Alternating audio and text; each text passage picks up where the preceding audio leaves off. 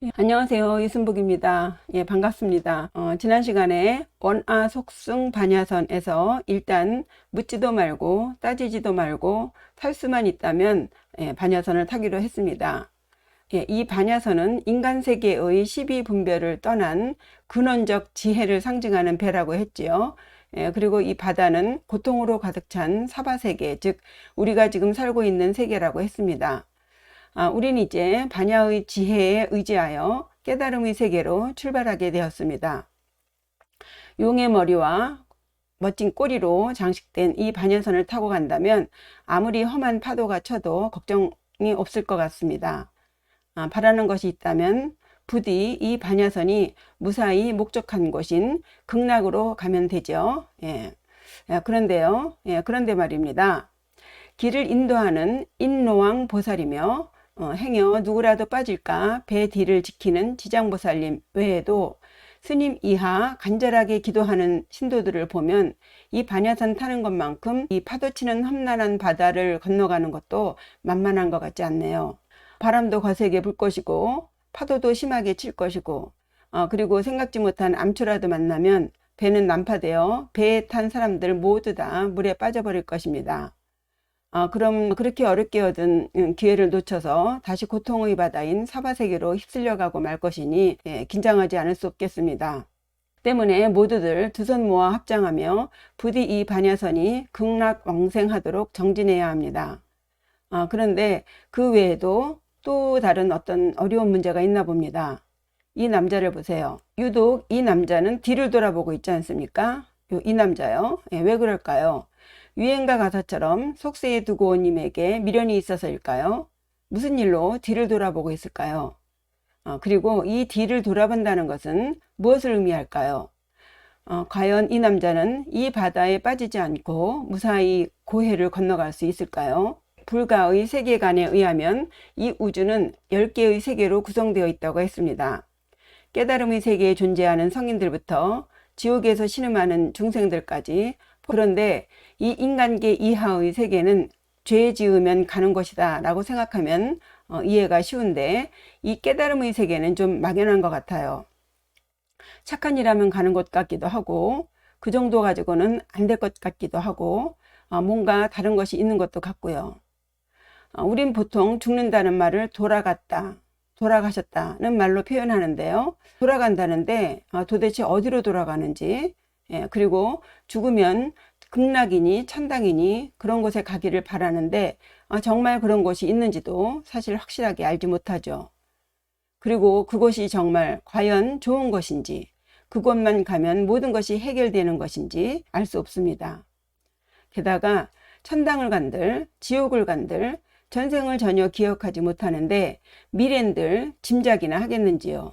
도대체 무슨 상관이 있을까 싶습니다. 그러니 어찌저찌 해서 이 반야선을 탔다 하더라도 이 반야선을 타기만 하면 되는 것인지, 이 반야선이 무사히 목적지까지 나를 잘 태우고 갈런지, 나는 그냥 그저 이렇게 앉아서 합장만 하고 있으면 되는 것인지 초조하기만 합니다. 도대체가 알 수 있는 것은 아무것도 없는 것 같아요. 배는 왜 이렇게 흔들리는지 속은 계속 울렁거리고 두고 온 식솔들도 보고 싶고 걱정도 되고 또 때만 되면 배는 왜 이렇게 자주 고프고 잠은 왜 이리 쏟아지는지 정말 뭐 하나 편안한 게 없습니다. 이제 슬슬 이 배를 탄 것이 후회가 됩니다. 차라리 저 출렁거리는 바닷속이 더 편하고 안전한 것 같아요. 돌아보니 그렇게 나쁘지만도 않은 인생이었던 것 같은데 당장이라도 이 배를 떼어내려 다시 저 파도치는 바다로 돌아가고 싶어집니다. 이 남자처럼 말이에요. 정말이지 언제 갑자기 이 남자가 반야선에서 뛰어내려 저 험난한 바닷속으로 다시 빠져들어갈지는 시간 문제인 것 같습니다. 원하조득 월고해, 원컨대 이 고통의 바다를 속히 건너게 해 주소서. 과연 이 남자가 지난 모든 세월을 잊고 꾹꾹 참아가며 무사히 목적지에 도달할 수 있을까요? 해서 오늘은 소위 깨달았다고 일컬어지는 선사들 중에 익히 알려져 있는 개운선사의 일생을 추적해가며 우리의 삶을 돌아보는 시간을 갖겠습니다. 먼저 개운조사부터 보시면요. 불교계에서는 물론이고 도교 수행자들에게도 익히 알려진 분이죠. 처음 들으시는 분들은 이번 기회에 알아두시면 공부에 많은 도움이 되시리라 믿습니다. 개운조사님은요, 1790년, 그러니까 정조대왕 제위 10년 되던 해에 경북 상주에 있는 개운동에서 출생하셨습니다. 혹자는 아직도 그가 살아계시다는 흔적이 있다고 합니다. 예, 그것이 사실이라면 지금 그는 231세가 됩니다. 이 개운이라는 법명은 택명으로 지어진 것이죠. 집택자예요. 상주의 개운동에서 태어나셨기 때문에 개운조사라 불립니다. 그는 애석하게도 어려서 조실부모를 해요. 그래서 그의 외삼촌 내외가 데려다가 그를 키웠는데 그들 역시 또 한 분씩 세상을 떠나니 그의 나이 13세에 다시 천혜고아가 되었습니다. 어린 나이에 이런 깊은 상처를 받고 살다 보니 그의 머릿속에는 오직 어떻게 해야 죽지 않을 수 있는가 였답니다. 만나는 사람마다 죽지 않는 방법을 묻고 다녔대요. 그러던 어느 날 그는 한 스님에게서 죽지 않는 방법을 듣게 됩니다. 불법을 닦아 해탈하면 죽지 않는다는 거예요. 불법을 닦아 해탈하면 죽지 않는다고? 이 청천벽력 같은 소리를 들은 개운은 한치의 의심도 없이 그 말을 듣자마자 바로 문경에 있는 희양산 아래 봉암사에 가서 머리를 깎고 승가에 입문하게 됩니다. 이때 그를 받아주신 분이 해암 스님이라네요. 이제 겨우 그는 배를 타고 이 험난한 인생길을 벗어날 수 있는 기회를 잡게 된 것 같습니다. 이때의 스님의 심정을 조선 말기의 도화서 화원이었던 단원 김홍도의 그림으로 표현한다면 아마도 이 그림이 될 것 같아요. 유가인인 단원은 정조대왕의 명에 의해 수원에 있는 용주사의 퇴화를 그리게 되는데 그때 단원은 처음 불교와 인연을 맺게 되면서 그 느꼈던 심정을 이렇게 표현했습니다. 험난한 바다를 새우 등에 올라타서 무릎 속에 머리를 묻은 채 편안하게 잠이 든 채 바다를 건너가는 장면이죠. 이 얼굴 표정 보세요. 참으로 천진하지요. 아마도 개운 스님이 처음 불가에 기의하여 은사 스님을 만나게 되었을 때의 표정이 아닐까 싶습니다. 그런데 이게 또 웬일인가요? 겨우 부모 같은 은사 스님을 만나 마음을 의지하며 살아가나 했더니만 이 스님이 1년 만에 입적하시고 맙니다. 이제 그의 나이 겨우 13세, 14세 정도죠. 예, 하늘이 이 어린 개운에게 뭐 바라는 것이라도 있나요? 그래도 아직 그는 너무 어리지 않은가요? 그는 다시 혼자가 되었습니다. 아무리 뭘 모르는 철부지라도 이 정도 되면 정말이지 인생무상이 이것인가 싶었을 거예요. 부처님을 믿고 의지했던 것을 생각하면 정말이지 속은 것도 같고 다 집어치우고 속퇴하고 싶은 심정이 굴뚝 같았을 거예요. 당장에 이 반야선에서 뛰어내려 저 파도치는 바닷속으로 다시 뛰어들고도 남을 그런 심정이었을 것입니다. 그러나 뭐 딱히 그를 반겨주는 곳도 없고 뭐 할 것도 없어서였을까요? 그는 다시 마음을 다잡습니다. 예서 말씀은 없다고 생각했나 봐요. 다시 봉암사의 암자절인 환적암에서 6년간 수행 정진을 합니다. 6년 수행, 말이 쉬워 6년 수행이지 어린 나이에 이게 정말 쉽지 않은 것이죠.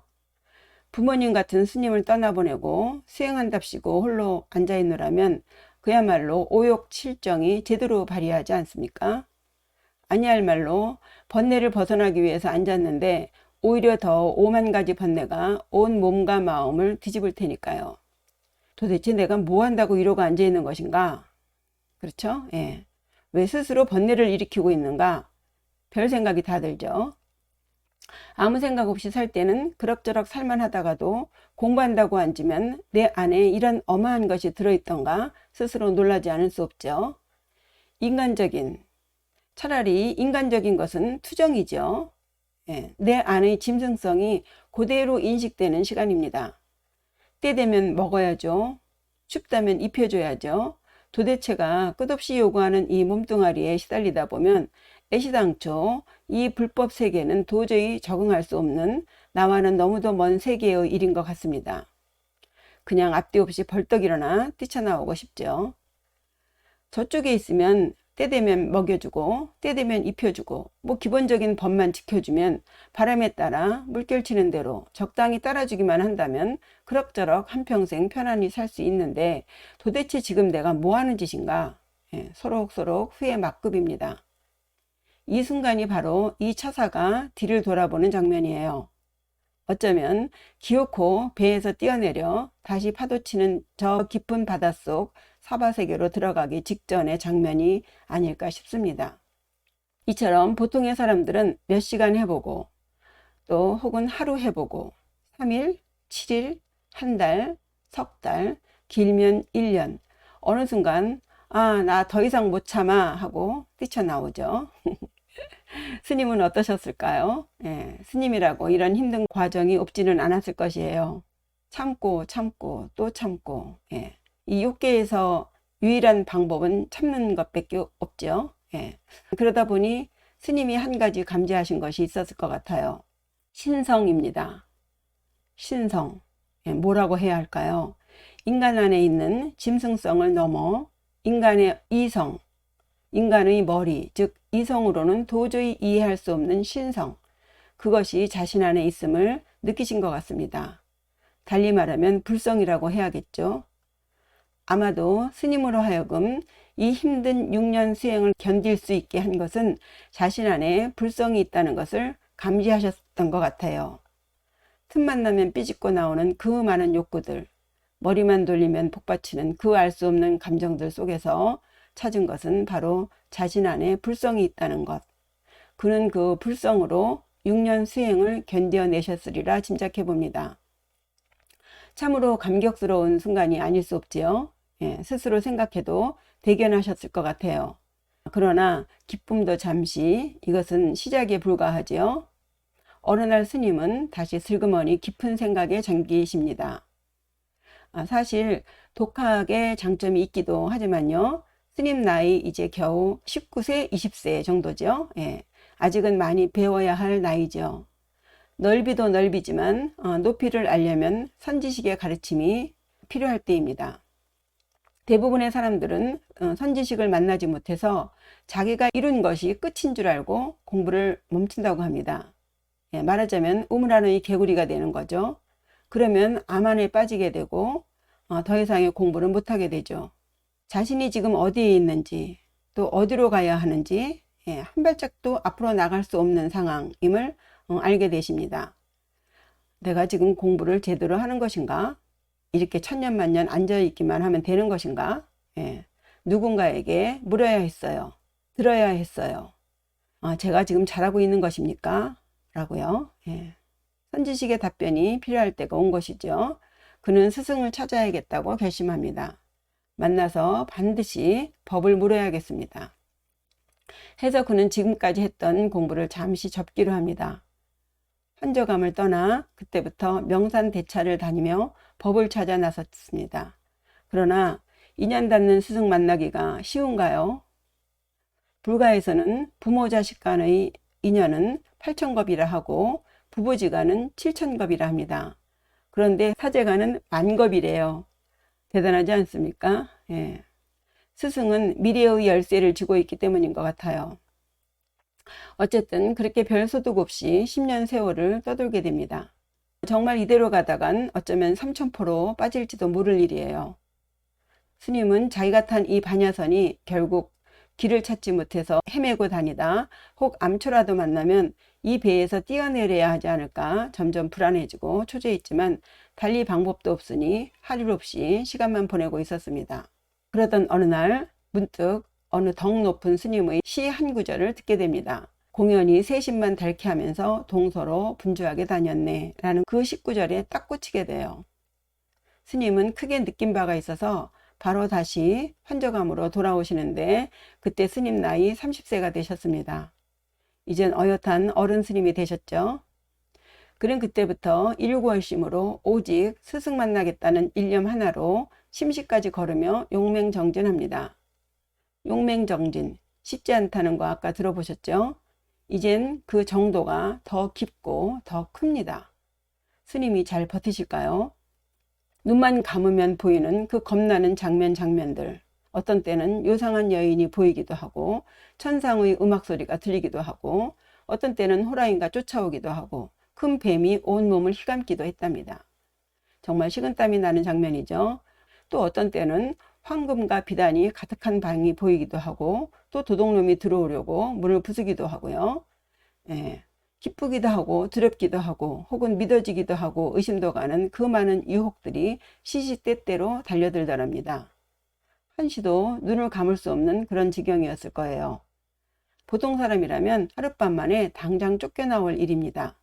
아차 하면 스님도 모든 것을 집어치우고 산사를 도망쳐 내려와야 하는 상황이 매일매일 반복되었습니다. 엄청난 파고와 싸워야 하고 어디 암초라도 부딪힐까 조심 또 조심하면서 살얼음 내디듯 하는 그런 과정이죠. 비록 반야선을 탔다 하더라도 한시도 안심할 일이 아닙니다. 끊임없이 재고 또 재야 하는 조금도 긴장을 놓칠 수 없는 그런 순간들입니다. 이때 스님의 심정을 다시 그 단원 김홍도의 남해관음으로 이해해 보실까요? 이 그림이 남해관음입니다. 단원이 정조의 죽음 후에 닥쳐오는 세파의 두려움을 마치 어린아이가 엄마의 치맛자락 뒤에 몸을 숨기고 있는 것처럼 관세음보살님을 의지하며 거친 파도를 건너는 장면입니다. 스님은 이 험난한 과정을 조금도 마음의 흔들림 없이 정직함을 고수하면서 닦았다고 하네요. 그렇게 1년 남짓 지내던 어느 날이었어요. 예상치 못한 일이 벌어집니다. 웬 미치광이 스님이 이 고요한 환정함을 찾아왔더랍니다. 당장 쓰러질 것 같이 비틀거리며 들어오는데 옷은 다 떨어져 누더기였고 삐쩍 마른 몸에는 온통 종기와 부스럼이 덮였으며 줄줄 흐르는 진물에서는 고약한 악취가 진동하더랍니다. 게다가 행실도 거칠고 말도 고약하니 모두들 코를 막고 손사래를 치며 도망가기 바빴대요. 그런데도 이 개운 스님은 전혀 아랑곳하지 않고 그 거지 스님을 정성껏 시봉했답니다. 아마도 개운 스님 스스로 뭔가 예감하는 것이 있었을까요? 보통 이 정도 스님의 도력이면 이 거지 스님이 예사 스님이 아니라는 것을 예측하는 것은 뭐 그렇게 대단한 일은 아니죠. 그런데 그것보다 더 중요한 것이 있죠. 그 상대가 누구든 간에 예사 스님이든 혹은 땡중이든 그냥 그 거지 스님이 좋아야 됩니다. 그렇지 않고는 아무리 그 스님이 뭐 법력이 높은 스님이라 하더라도 좋아하지 않으면 할 수 없는 일이죠. 진물을 흘리든 무슨 짓을 하든 그냥 보기만 해도 환희심이 절로 일어나는 무조건 좋은 그게 인연이죠. 인연이 되어야 돼요. 전생 언젠가 만났었던 것 같은 익숙함 그런 인연을 만난 것이에요. 그렇지 않고는 절대 있을 수 없는 일이죠.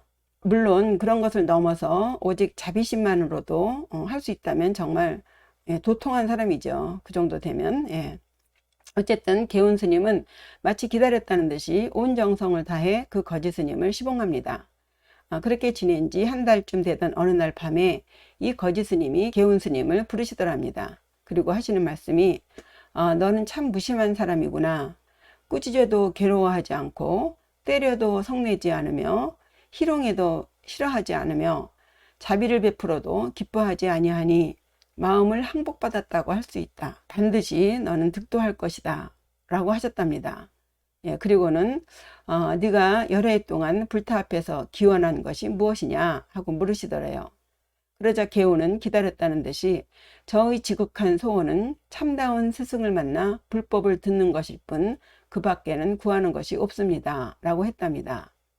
그러자 거지 스님이 하시는 말씀이 내가 너의 스승이 되면 어떻겠느냐고 하시더래요. 참 기가 막힌 장면이죠. 그토록 원하고 원하던 꿈에 그리던 장면이 지금 눈앞에 벌어지고 있습니다. 개운조사는 슬픔과 기쁨의 감회가 함께 일어나 백배를 하면서 제발 저의 스승이 되주십사 애걸하였답니다. 그러자 거지 스님이 나는 전생에 너의 스승인 불공존자니라. 내가 지금 너를 구제하기 위해 왔다고 하시더랍니다. 이 장면은 정도의 차이는 있지만 황석공과 장자방의 만남과 비슷하지요. 스승은 법을 전수해야 할 의무도 있지만 아무에게나 법을 전할 수 없지 않습니까? 법을 받을 자격이 없는 사람에게 법을 전수했다가 그 책임은 옹실하니 스승이 지게 되니까요. 인정상 법 잘못 전했다가 큰 사고를 당하는 사례들이 있습니다. 그리고 제자 입장에서도 훌륭한 스승을 만나기 위한 그 최소한의 통과 의례라고 해야 될까요? 세상에 공짜가 없지 않습니까? 얼핏 뭐 꼭 스승이 있어야 되는가? 라고 생각하실 수도 있는데요. 제가 알기로는 스승이 없이는 할 수 없는 것이에요. 왜냐하면 감히 생각할 수 없는, 감히 알 수 없는 법이 있습니다. 죽었다 깨어나도 맨바닥에 헤딩해서는 절대 알 수 없는 그 배운 것을 가지고 위 단계로 거저 올라갈 수가 없어요. 중학교에서 고등학교 간다, 고등학교에서 대학교 간다, 뭐 그런 식의 단계가 아닌 걸로 알고 있어요. 이 법사 스님을 만나지 못하면 절대 올라갈 수 없는 그런 것으로 알고 있습니다. 그래서 독각승은요, 독각승 이상 못 가요. 거기서 멈춘다고 합니다. 그래서 이 스승복이 굉장히 크다는 것입니다. 요즘은 너무 선생이 많아서 뭐 다 강사님 하면서 선생이 이제 없어졌죠. 올바른 스승만 만나면 사실 그 스승이 깊은 인연으로 오신 거기 때문에 하라는 대로만 하면 되는 거죠. 여기서 잠깐 불공존자에 대해서 아셔야겠는데요. 불공존자는요, 인도에서 중국으로 건너와서 활동한 역경승입니다. 스리랑카에서 왔다고도 하고요. 역경승이라면 그 인도의 불경을 중국어로 번역하는 스님을 말합니다. 16세에 그 스승인 금강지를 따라서 중국에 왔고요. 당현종부터 당숙종, 당대종 3대에 걸쳐서 왕사, 즉 왕의 스승 노릇을 했습니다. 여기서 그의 공으로 주목할 것은 그가 밀교를 계승하고 선양했다는 거예요. 밀교라는 것은 7세기경에 인도에서 성립된 그 대승불교의 한 갈래입니다. 당시 인도 불교는 시대로 보면 부파불교 시대예요. 소승불교 시대라고 들어보셨나요? 실천보다는 전문적인 불교 이론에 집중하는 승려 중심의 불교였습니다. 이런 승려 중심의 경향은 장점도 있죠, 물론. 그런데 신도들이 불교에 접근하기에는 좀 무리가 있어서 점점 교단이 위축되어 갔다고 해요. 때문에 이런 것을 보완하기 위해서 이론보다는 실천을 중심으로 하는 대중불교운동의 일환으로 생긴 것이 이 밀교입니다. 이 밀교의 중심 사상이라고 한다면 불가의 주류를 이루는 중간학파의 공사상, 색즉시공 공즉시색 들어보셨죠? 그런 것과 유가유식학파의 유사상 그렇게 합쳤고요. 그리고 거기다가 기존의 그 인도의 바라문교와 힌두교 등 그 민간 신앙까지 폭넓게 수용해서 불교적으로 정립한 사상이에요. 쉽게 말하면 말로 전할 수 없는 비밀스러운 방법을 통해서 진리를 추구하는 특징이 있습니다. 이런 밀교는 중국의 당나라 때에 유입돼서 당시 중국의 도가에 큰 영향을 미칩니다. 왜냐하면 그 도가의 목적이라고 하면 불로장생이죠.